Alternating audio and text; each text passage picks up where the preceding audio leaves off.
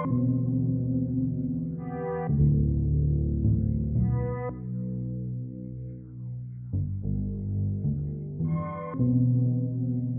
morning, welcome back, honey. So listen, we up with a new program today. We got all the lights and things of those natures on, and I come out. My face be looking real pretty, girl. Giving you all of the things that you thought you needed. I'm giving you that, okay? I'm handing it over to you. I'm giving it to you as a gift from me to you, honey. From this marvelous space to yours. So I want to say before my vision and things like that, girl, it's Black History Month. And, all the Black people are really, lifting up and moving forward with their lives. And I would just like to say before we move through this space that I'm opening up to you all, I would like to say I'm moving on up, girl. I'm moving on up. We got new lighting and things. I got a new setup. And, we're going to be running the show differently now. So, the show is going to be more of a, of a talk show instead of feeling like a, it's a video edit. It's going to be more, thought-provoking, more, more magical, more debate-ish. So, if you feel like coming in the comment section, we can talk about these things. I got my computer ready. So whenever you feel like going in, I can go in too. But, with that being said, girl, I want to go ahead and get started with our show. Since it's Black History Month, I just want to give it up to all our Black wonderful queens. And the first queen on my list is Cicely Tyson. Now, she had upped and perished, I believe on January the 22nd. Don't quote me, but she had upped and perished. And just last week, I'm gonna say that last week because it wasn't even too long ago. Last week, matter of fact, she just upped and perished, and she was just really a very inspirational person. She was born in 1924, and she lived through all those eras. Jim Crow and things of those natures. And to put into perspective, my grandmother was born in 1944, and so that lets you know the true implications that were brought upon her during her latter years. But I would just like to say that I need whatever Cicely had, I need her to bring upon it me. Okay, I need all you girls to lift your hands up with saying grace, because she's up there with Aretha Fendell. And so Cicely Tyson is up there, gathering us up for the masses. But I would like to say to Cicely Tyson, honey, if you're listening, from the heavens above, talk to Wendy Williams, my bad. Talk to Wendy Williams and just let Wendy. Oh Lord, how much I can't talk, bro. This is spirit. It's just oh. Sister Tyson said, "Girl, you wrong for having that girl up on the movie screen like that." Sister Tyson just told me that Wendy Williams, you was wrong for having that girl portrayed up on that television screen like that. Now, before I move into that, before I move into this thing of Wendy Williams, girl, I would just like to say, girl, I want to give my greatest condolences to Sister Tyson, but, I want to move into this tea. Now, I love our Black women. We all are basking in the essence of being a Black woman. We got a Black vice president, Black woman, so I'm really, really uplifting the Black girls this season. And so, Wendy Williams, you was wrong for that, girl. I loved it. I love the movie. I love the documentary. I'm sorry, biopic. I love that. It just gave me everything that I really needed from Wendy. But when I watched that, I was bamboozled. I want to talk about the characters. Now, I know she got Graves' disease. We all know that it was controversy thinking that, She was a man and things of those nature. She's a woman. You know, we're not here to bash. You're not here to read. We're not here to just do all those things to her. But I will say, Wendy Wendell Williams, you should have had that girl with a little bit thicker ankles. You should have had that girl eyes pull back a little bit more. You know, and you should have had that girl in size 11. Now, you know, Greta, in the beginning, she did say she was wearing a size 11 shoe. She did say that, but I didn't see that. I didn't see the difficulties of going and shopping for a size 11. I didn't see that. I wear a size 10, a 9.5 when I'm trying to be cute. I wear those, so I already know it's a little difficulty just really going out there and shopping. So I wanted to see that, but besides that, you know, I really enjoy. Oh, one more thing. She, you know, Wendy was a pretty woman back in the day, but she was not Naomi Campbell fine. That lady that she had portrayed up on that BIOPIC like that girl, she knew she needed to quit it. Wendy was still a beautiful woman, so I'm not gonna knock that. She had the true essence of her on her movie. I get that, but she shouldn't have did better with that selection. You know, she tried it with that one. She tried to give us too much. She had her. Wendy looks like this, and she had her. Come on, sis. But, you know, I love it. I love it. I do want to get into this movie. I do want to talk about Wendy for a moment. Now, the movie was cute. I did watch the documentary that she put out. Now, Wendy, I do got some issues, you know. I'm not going to say anything too much about it, you know, but you got into an argument with this man, and you just fell down accidentally and broke your arm. I don't know. I ain't accusing nobody with nothing. Don't come at me. Don't do that. But he goes from cussing you out. So you so you doing all that. Now, you know, me personally, I don't really want to get into those type of things unless I see contact. That's what I wanted to see. See, that's what I was missing in the movie. See, you know, a lot of the girls now and then, you know, when they talk about their former spouses, it's a very sensitive subject. And I get that, you know, Tina Turner, you know, when she came out with her biopic and stuff like that, she really showed Ike punching, you know, her in the face, really on contact. We knew that happened. But also, you know, Tina Turner was a strong, black, you know, very charismatic woman. And she had that encouragement that she needed to just really go in there and tell everything that she needed. And so, you know, that's really one thing that I saw out of Wendy is that Wendy has so many issues. And it started when she was young. You know, you could, from the biopic, I could just tell that her mother and her father and family and things and such was just really very, very, I won't say disrespectful, but very much tough love on her. And, you know, I do think that played a role into her being, you know, her, you know, when she was growing up, you know, she came out about her being, you know, overweight and body issues. And, you know, some girls actually go through that. A lot of girls, believe it or not, actually experience body issues, body negativity, you know, negative body images and things of that nature, especially, you know, during this age of social media. We definitely see a lot of females being portrayed as this silhouette, and that's not what real life is. And so I really do think that a lot of that trauma came, for Wendy, a lot of that trauma came from seeing all of those images.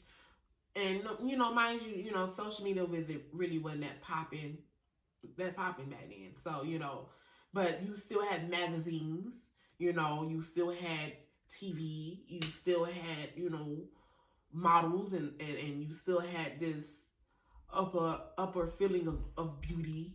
And so, especially with being in New York is like the powerhouse for beauty. So, you know, when you're living in New York and New Jersey and in those places, you know, I've been to New York, and you know, New York is a very, very fashion forward place. You know, if you're not pretty, nobody's gonna look at you. And you know, I do feel like with her growing up in those areas, you know, kids are cruel. You know, high school is cruel. You know, I knew it firsthand. You know, growing up through those things, especially in that area, is just multiplied on her. And then, you know, as I feel like as she got older, you know, those issues started coming out, but more started coming in. So she didn't really have time to just deal with the emotional trauma that she had from childhood. So it's like more trauma, compacted on more trauma, bringing more trauma, and it just caused her to have a mental breakdown, which I will talk about later. But, you know, when I watched her and I saw her, you know,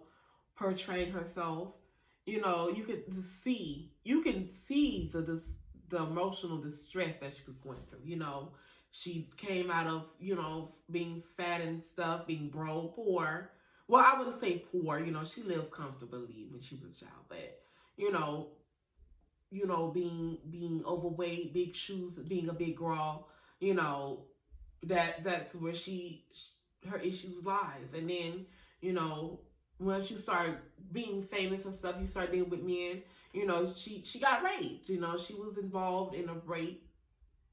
You know, that's traumatic. So, you know, you got body issues. Now you got rape. Just imagine how that feels. Like like if you sit down and actually think about how that actually feels, it's like you come from this body shaming to like, oh, did this man rape me because I was pretty, or did this man rape me because I was ugly and nobody else would? And he figured that he was doing those things because nobody would believe me. And so I do feel like those kind of added to her confidence, because as a human being, you know, just me, I feel like you have one or two options. You either take that emotional pain and you can turn it into greatness, or you can take that emotional pain and turn it into weakness.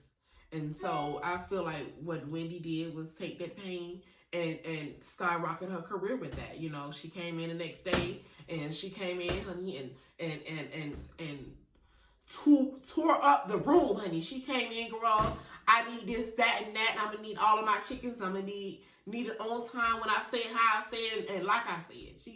She did that. And, you know, I do feel like Wendy was just like really, really basking in the essence of being her, you know, after all those things. She was like, okay, I'm gonna show you. And so, you know, as she gets older and the more you watch the movie or the biopic, and the more you watch the documentaries of her, and especially in real life, you can obviously see it in real life, but for the people that didn't know her, you know, when you watched her in those biopics, in that documentary, you know, you really just saw her taking those levels of hurt and stacking them on top of each other and just making her really strong inside. You know, she was using it as a strength. And so I do feel like that it made her go into this type of psychotic break, because, you know, granted, you are using this trauma that you have in your life and you are making something great out of it. But at the same time, you are destroying yourself with it, because it's like you're not letting it go. You hold it in and you let yourself build up such an emotional attachment to it, to the point it's surrounding you, and you just found out on TV, and it's just like, you know, that's a lot going on. Now, I will say this. There are a lot of controversies surrounding the biopic. You know, she didn't attend her mother's funeral. She ain't attend her mother's funeral. You know, from what I heard, you know, she went off with another nigga. So, you know, but then her brother came out and was asking all these questions. But then it's like, you know, when you look at it, it's like either one or two things could be coming from that situation. It could just be, you know, a promotional theme for the biopic and for the documentary to bring hype, or it was those type of things where, you know, she was getting called out. Because, you know, one thing about me is, you know, Wendy up there, you know, all on TVs and things, talking about, oh, well, I love my mother, and, you know, my mother this, that, and the other, and woody, and you see in the biopic that she felt some type of way. So then when you add that up on top of that, now it's like, oh, okay, so Wendy, what's going on, bro? That's all I really want to know. Now, I'm not gonna shame her or bash her for anything, but one thing I will say about Wendy is, you know, bruh, you had a lot going on, and I truly have more respect for you now that I really was able to just really bask into your life, because you know you're a messy girl. You know, anybody that would love Wendy already know that she's been messy since she was out of high school. You know, she was already dishing dirt on people and stuff like that, and you know, so I do feel like this was her divine destiny. But it when you just look at it though, I want to touch on this before I get off the subject. When you look at this, it's just like, you know, she had a divine purpose in life, and all those things led her to being the person that she is today. You know, I do feel like if she didn't go through those things, she wouldn't have the courage to do her show, because, you know, in the biopic, it did show her when she was in the rehabilitation center, you know. And I'm not gonna lie, you know, she did do more cocaine than Whitney Houston did during her golden age. She did do more cocaine.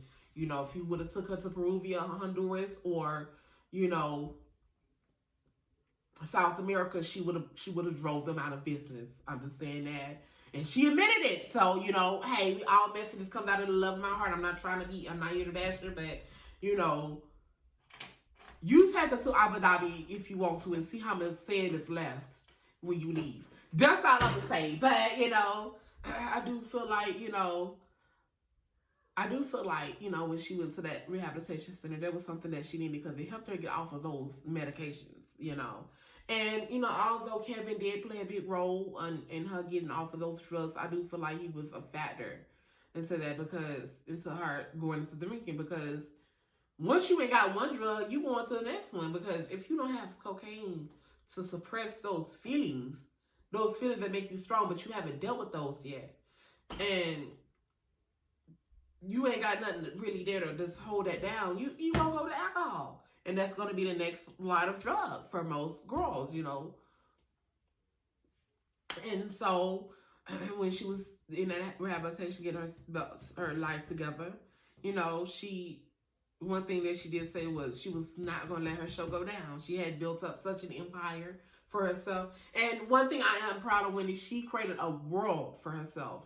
She created a world for herself, and she didn't let anybody in. She didn't let anybody in unless they paid for it. So that's one thing I am proud of Wendy for doing. But, you know, other than that, you know, she was really dedicated to her working. And so, you know, I am proud of Wendy. I do wish Wendy would have been, you know, no shade, but Wendy, you do not look like this. You look like this. Stop playing with us on that television screen. But it's okay, girl. We all understand it. But, you know, the next thing I want to talk about, girl, is Morgan Wallen, girl. Now, before I get into this, I want to play this quick clip. I want y'all to analyze this, but I do want to let y'all know you might want to hide your wife, your children, your husband, boyfriend, whatever. You might want to take us to the next room, because it's going to get real. Things about to hit the fan, okay? So now let me give you a little background knowledge just before we get into this. Caucasian male, country star singer, drunk, and say it's niggers. So let's go ahead and get into this mess. Hey, y'all too? Hey, take care of this pussy ass motherfucker. Oh, fuck. Hey, Gracie, take care of this pussy ass nigga.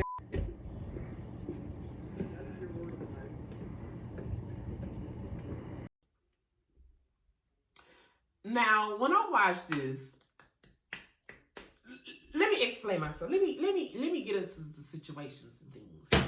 Now, I've been around Caucasians, white men, white women, Mexican men, Mexican women, you know, other races, other than white and black, brown races and things of those natures, you know, Asians, you know. I've been around those people, and sometimes a lot of those people love to say the N-word, you know. I've been around white, not saying that it's right, you know, me personally, this is me. This is my opinion, you know, don't hate me. But, you know, it depends on the situation, whether or not I let a Caucasian man slide with saying the N-word. Are we drinking? Are we smoking? Are we cool? Are we friends? You know, there's a lot of white men that I've let, you know, hey nigga, what's up, nigga? That's my nigga right there. What's up, hey, what's up? You know, there's a lot of white men, white women, black, African, Norwegian, Puerto Rican, all those type of men that I've hung around. I'm not saying that it's right. I'm not saying that. I'm not don't beat me up. But I am saying, you know, sometimes you are put in a situation, you know, where you with your homeboy or your homegirl, and you out there, you know, it's just like with the gay community, you know, we be out there saying faggots and tranny and all those hard lascivious words. And, you know, especially with our straight women, you know, I've basked in the words with black women. You know, we be out there saying, girl, look at that faggot up there. Or Mexican women, girl, look at that faggot. You know, I even call myself, girl, I ain't nothing, girl, you know, he ain't gonna want to fuck me, girl. You know, he look at me as a tranny. You know, we sell those type of things. You know, he look at me as a tranny. You know, we those are the things that we indulge in. So, you know, when I look at this, it's just like I see him talking to his homeboy. That's how I see it. It's like he's talking to his homeboy, you know, in one of those non-malicious spaces, you know. So now, I posted it on my Instagrams and stuff like that. And, you know, there was a lot of feud over that. And so here's my thoughts. Now, I'm black. Does it validate the word? Does it make me allow? Does it give me an exemption to say the word because I'm black? I mean, even though it was used towards us, does that mean we have to say it? You know, bitch can be used in a derogatory way, but we still say it. You know, yeah, you know, we still say, girl, look at this bitch. Bitch, you look cute. You know, we still say it in that type of manner. So when I look at this and I really just think about this situation, it's just like, like, it's just like, how should I, because me personally, it's like he's drunk. He's not out there fighting. He's not out there being malicious. He's just, get this pussy ass nigga away from me. I say that a lot, you know, when I'm with my own girl. Pussy ass niggas stuff here, look at him. Girl, he look delicious. You know, we say those type of things, you know. We say those type of things. So, you know, that's one of the things that I think about is when I look at that, it's like, how do I feel? And so me personally, I don't feel any type of way to an extent. You know, I feel a certain type of way to an extent because it's like, no, he shouldn't have said it. Do I think it was disrespectful? Slightly. I'm moving more to the slightly side. I do think it was disrespectful. But then I come over here going, I'm just like, but he really drawn though. He really talking to his homeboy, and he black. Like, I don't know.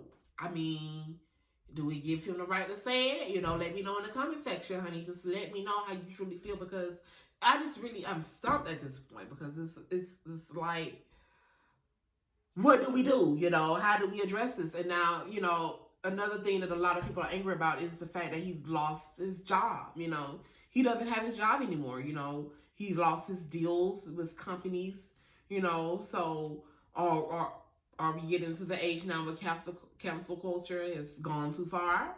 You know, or if it has not done enough, because, you know, during George Floyd, you know, doing the George Floyd protests and stuff like that, you know, the man had his knee on his neck raw, intentionally, you know. And then when I look at this, it's like I don't feel that same type of malicious intent, you know.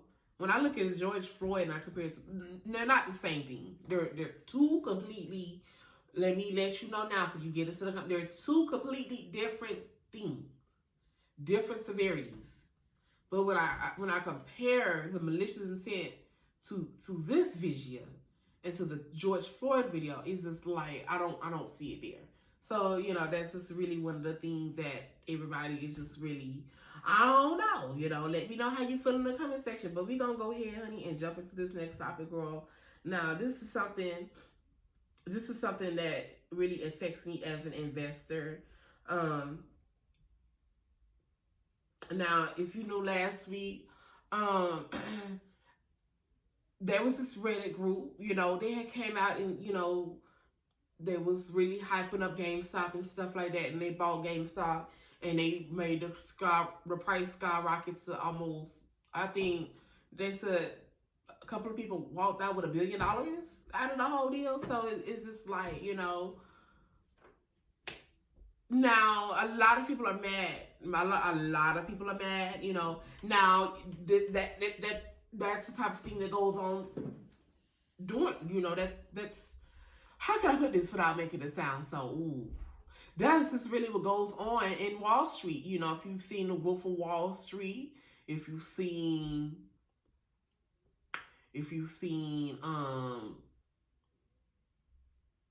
Too Big to Fail, you know,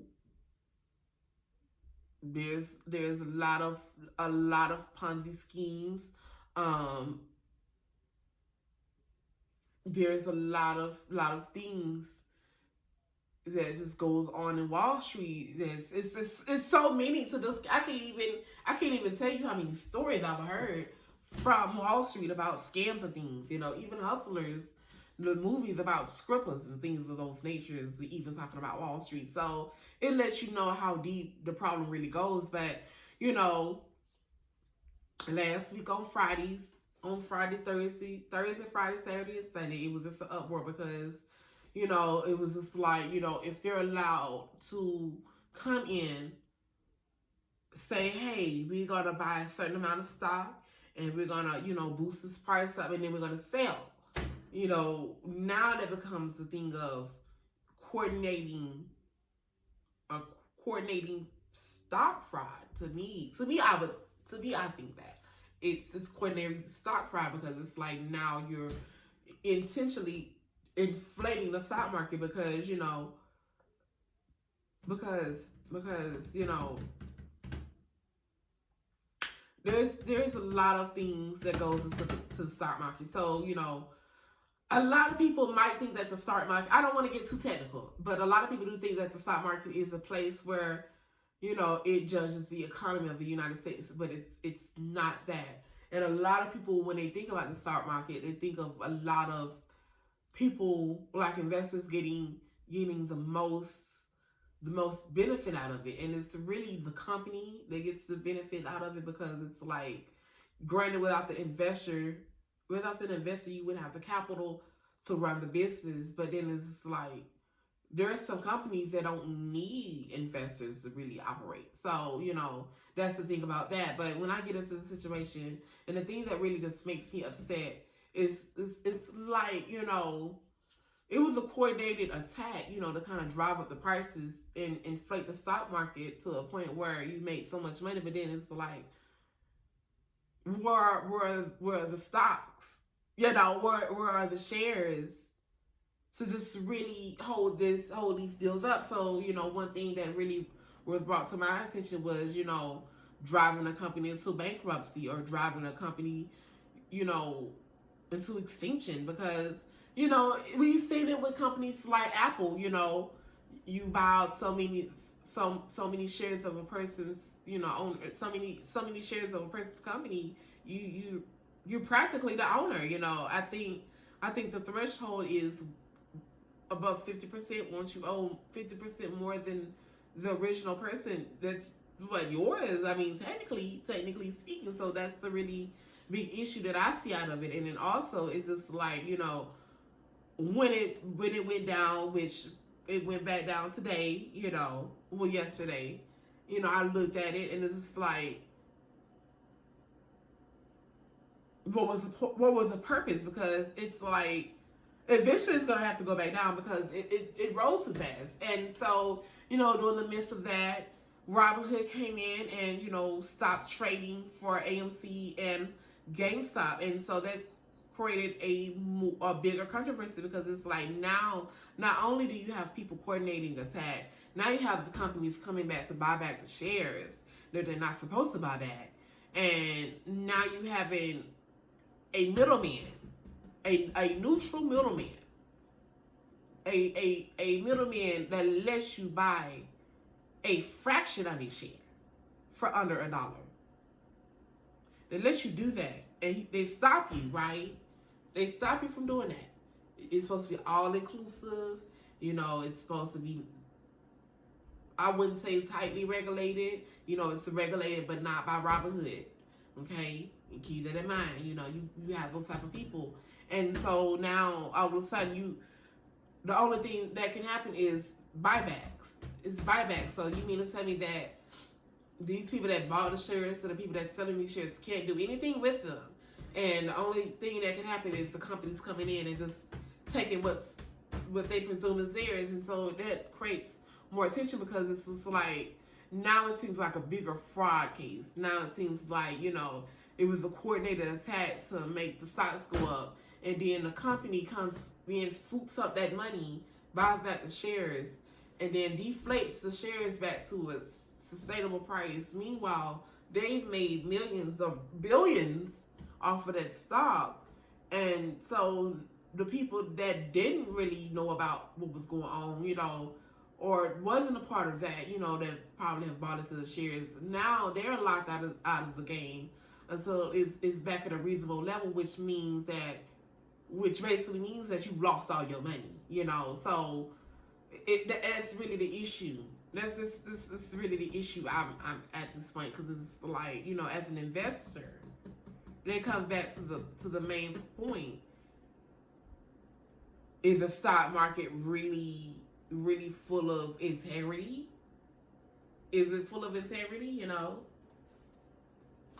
that's the issue. You know, that's the main issue of the game at this point. And, you know, I've been investing for, I would say, well over a year now. You know, I've been indulging in those type of activities, and I enjoy those type of activities, but I enjoy it better when I know, and this is only me, when I know that I'm not going to be scammed, because basically, you know, you're running a scam. You know, when I saw that, it reminded me of Wall Street. It's like, you know, you buying all these value stocks and you turn them into a profit, but really there's nothing there. So I don't know, you know, again, am I valid for that? Probably not, but you know, it is what it is. And you know, that's all I'm gonna really say about that. You know, we just go out to, me personally, I would like to see what's gonna happen if I just really make a judgment call on that. But like I said, I really do think there's fraud and, you know, scams and stuff that's involved in it. And I really do feel like there's this whole conspiracy, which there's this whole conspiracy around the whole ordeal that, you know, I just have to watch it. You know, I'm gonna still keep my money in. I'm making money. I'm making money while I'm asleep. So I ain't worried about it. You know, honey, don't make it go skyrocket. No, truth be told, it's wrong. It's wrong. But listen, I bought my stock before all this stuff happened, so I'm selling out. I'm selling out. So, you know, make sure you pay attention to that, because it's something that's going to be really interesting. That's going to be very interesting, especially after the pandemic. It's going to be very interesting. But you know, that's really the tea, you know. Oh, and then, you know, yesterday it went back down. It went back down to 58. That's when I caught it. It was at 58 something last time I had checked. And so, you know, with it being down and things like that, you know, that was just like, I don't know. And then so now they're moving to the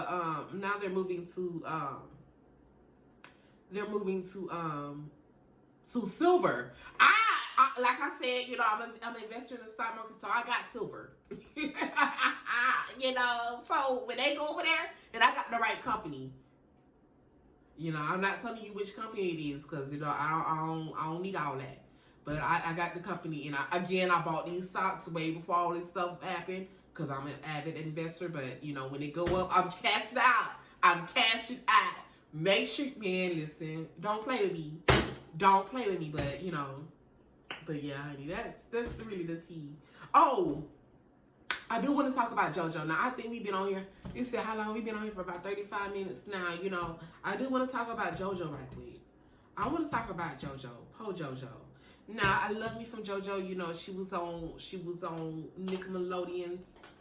I don't know what show she had. I just, you know, the girl is, you know, Rainbow. You know, she gives me very much Ninja Turtles. You know, she's very stealthy when it comes to her life. You know, she gives me very, very much Teletubby because she's very colorful and playful and fun, and you know, she gives me very much Cinderella because she's very wealthy and very elegant and very she's a diva. she's a diva, you know. She's the bull diva, and I'm happy that she came out the closet. You know, I think she's 17. I believe she's 17. You know, so I'm happy she came out the closet. You know, she was on Jimmy Fallon the other night. I can't remember when she was on Jimmy. I watched it, but it was so entertaining because she was like, she has so much light in her. But, you know, I'm happy that she's coming out and she's just being alive and colorful and just full of just so much joy. It's you know, it's the world that we live in is just, it's so empowering, but so depressing at the same time, Lord. It's just like, you know, we got all these people perishing and moving on to the next life, and so many people coming in and filling those great voids. It's like when a great person dies, another great person comes in, and so it feels like just ooh, you know. And then you got people like Trump and the Republicans, and then all the people that just don't want to do their job at the White House. You just got the people, and it just makes you just like, wrong. I just, you know, and I don't really try to get into the things of those natures because, you know, I don't really like to divulge in that type of tea, you know, because when you start to move to that type of tea, there's a lot of things that come to that, and, you know, I don't got time to be worrying about, you know, who's taping what, who's tapping what. I'm sorry, you was listening to what call from what time date? What's the time? I don't have time for that. So I'm not gonna divulge too much of that tea. But you know, the world is a very interesting place. It's a very fun place, and it's a very dark place. But you know, again, I'm happy that JoJo came out. And you know, one thing that I'm kind of nervous for JoJo is the people. The people's places and things, you know. We are at that place now where we finally let things slip out, you know. One of our great teachers and things like that. One of the internet queens, you know, T.S. Madison, honey, you know, she's gotten a TV show, you know, so she's been viewed in a public light, you know. People like, what was her name, girl? Laverne Cox is getting her own TV show. So, you know, she's in the light, girl, you know. So, you know, now, Caitlyn, Bruce, Bruce, Caitlyn, I don't want to talk about that. You know, to me, that's just a lot more work. You know, although the rumors are false, but it do seems like everything that the Kardashians taps always turn out to be a little fruity. But anyway, that's beyond the point. But you know, again, you know, we are into the internet space where, you know, being those type of people and being us is okay. So, you know, I'm glad, you know, like, you know, Bruce Jenner, you know, I mean, Caitlyn, my bad, Caitlyn, you know, Caitlyn was very respected, you know. So there's really no reason to not let us live. It's just the fact that people have to respect us, and I do think that we need more people like that to just really come out and just be who they are. You know, if you like gobbling on the goblins, you know, let a girl know. You know, listen, I love me, honey. I'm pre-operative. You know, I'm pre-operative. I love to be stuffed like a Tortino's pizza roll. I really do. But I also love jousting, you know, and that's okay. You know, we're getting to this age now where it's okay to just be yourself. Or sometimes I might not tuck, you know, this is what it is. You might see balls swinging. You just might. You know, with me. Girl, what is that? I don't know. Why you looking too hard, girl? I don't. Matter of fact, honey, I was in the store the other day, girl, and, you know, I would sit up there, you know, in the lines with my fur coat on and things like that, girl, looking real expensive and stuff. And you know, I happened to look down and realize that my piece, you know, my Banana Republicans was out, girl. You know, the penis was just, it was out, you know. And the guy, girl, mind you, he was real trade. He was real trade, looking booty real tight, girl. Girl, he had dropped his wallet 2 times, girl, and I proceeded to drop my key 1 time. And so, you know, and then I looked at him, girl, and we proceeded on with our lives, girl. And ever since then, I never saw him again. Now, we ain't do no relations because, you know, I'm a real pretty girl. And if you gonna have to get at me, honey, you gonna have to run me that. But, you know, again, you know, we get into this age now where, you know, we're just being more just happy and just being free, girl. You ain't got, okay, and so what? So what? Her edges is out. So let her live. Girl, see, y'all don't want to have this dog fight, girl. Y'all don't want to have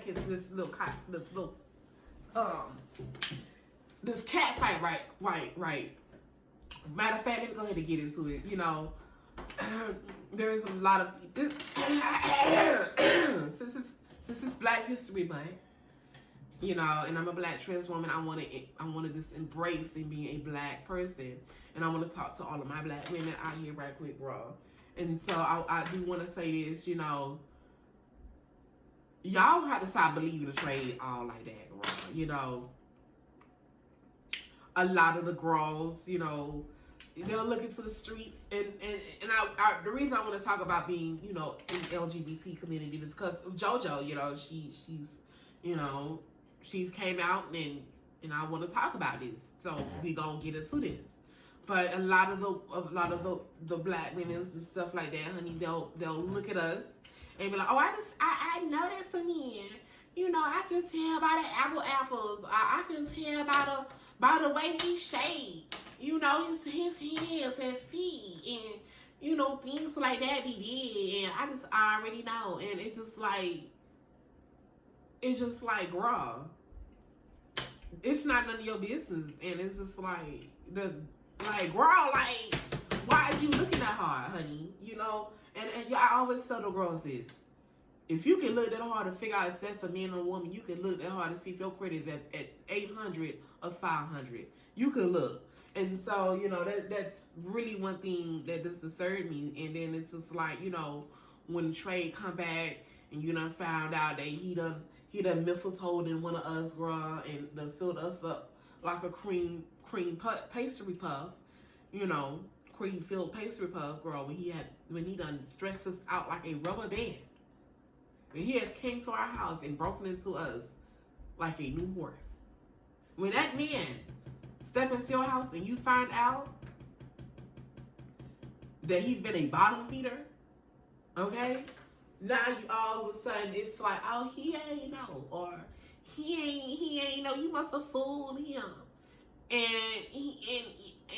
that is not right. What she do? What he do? It just be that type of essence, and it's now that we, and the reason I'm going into these lists, the windmill with y'all in these streets like this is to let y'all know that we LGBT is coming up again. You know, I mean, I don't have the ice on today, but just know that we're developing into something, okay? But you know that's the problems as a Black community, and see that's why I want to talk about this during Black History Month. I don't want to wait till Pride Month to talk about it because it involves the Black people. I'm talking to Black people right now, but you know this is the issue with some of the Black women, and not all Black women are like that. It's the majority of the very ratchets, of the very hoods, the very nosies, you know, the very much so Wendy Williams portrayals that want to be out there telling everybody to see it out people. There's a lot of people that are like that, and it's just like, you know, it comes to a point of time where you just gotta let a person be them. You know, stop policing. We don't. Okay, Deborah Cox, we know he ain't supposed to be here, but who cares? He's here anyway. And see, here's the thing. And I'm not just going to get onto the Black men because it's also the Black men that are the issues, as well into these practices. Because, you know, I feel like, you know, it's a man's duty, you know, if you have those type of relations with a trans woman, or you having a type of relations with a man or another woman, you know, it doesn't necessarily have to be a person of the LGBT community, but another woman, you know, you should always, you know, divulge those type of activities to your significant other. And so, you know, me as a trans person, I do feel like, you know, it's not my place to come out and really tell you what's tea. I don't have to come out there and tell you that I'm sleeping with your man. That's not my place to tell you. You know, it's not my place to, you know, glorify the side piece lifestyle by coming out and being all reckless. That's not my thing either. And, you know, it's also not my place to take photographs and pictures of the house that you and your wife are staying in, and then take a picture of me and the pictures of the house that me and your man are staying. It's not my issue either. It's not my place. But I do feel like it's the Black man's place to inform that they're, you know, to their partners, to inform them that they are, you know, sleeping with somebody else. And so, you know, and then another issue that I really, you know, find troubling is, you know, he ain't know, you know, is when he come back to y'all and he say these type of things. Oh, I already know. And y'all don't question it. You know, that's the real issue for me. Because it's just like, you know, he be deep all inside my throat and stuff like that. He throw baby in me all throughout the days and nights. I'm throw babying him throughout the days and nights. And, you know, I'm showing him good love, honey. You know, he's all the man I need. You know, he's giving me that, you know. He's giving me escape. Who can I run to when I need love? You know, he's giving me that. And he's giving me in such a way where I'm just like, ooh, you know, and it's just like, you know, the issue just lies in, you know, I don't know. I don't want to talk about it. Girl, I'm sad, bro. I don't even want to talk about it no more, bro, because it's I don't know, you know, but we're going to have to talk about this next week, girl, because I don't want to get too much. The show is already finna hit an hour, girl. You know, we're going to try to keep these shows under an hour. So, you know, that's really what's going to go on forth. But I'm tired of talking. I've been talking all night, all day, all morning. I got other things to do with my life, girl. So, I'm going to say I love y'all, honey. If you're not being nobody else but yourself, then who are you being, honey? And, you know, I hope you enjoy life to the fullest extent of yourself, you know. So let's get into it, girl. Let's see you next week.